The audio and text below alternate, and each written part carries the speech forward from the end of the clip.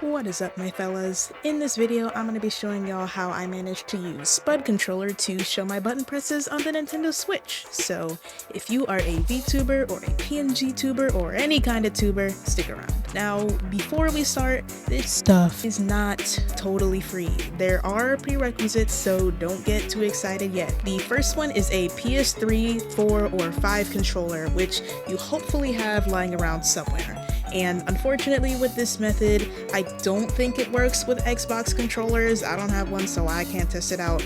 And I have tried so hard to get it to work with the Pro Controller with zero success. The second thing you'll need is an 8-bit DOE wireless USB adapter, which you can get on Amazon for like $20. And I will link that in the description. Once you have those two things, first what you're gonna wanna do is download everything. Now, technically, DS4 Windows is optional. Spud Controller does work if you just plug in your stuff and go, but with the PS5 controller specifically, some of the inputs are kind of messed up.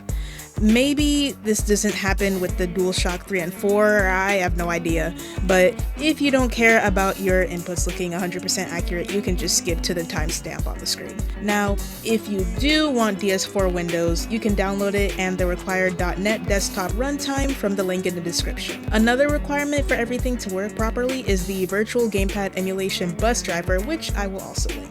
Then, after downloading those, and I don't remember whether or not you have to restart your PC, but once everything is good to go, you can run DS4 Windows. Connect your PS5 controller to your PC via USB to make sure everything's working. Once that's good, you can unplug your controller and move on to the Switch. Turn it on, head into the settings, make sure Pro Controller wired communication is turned on. That way you'll be able to use that dongle. Speaking of which, open that bad baby up and shove it in there. Press the button on it and the light should start flashing blue, meaning it's ready to pair. Now, with your PlayStation controller unplugged from anything, hold the PS button, or whatever it's called, I don't know. Hold that button down and the share button down together until it pairs. And once it pairs, it should vibrate and you'll be able to see it in your controllers. Now you can get rid of your Pro Controller or Joy-Con or whatever you were using before. Now all you have to do is plug your controller into your PC while it's still connected to your Switch, start up DS4 Windows, then start up Spud Controller, and boom! Everyone can see you expertly caress your controller. Now all you gotta do is go into the options file to set transparent background to false, chroma key it in OBS, and then you're good to go. So that's the tutorial, and is any of this really necessary?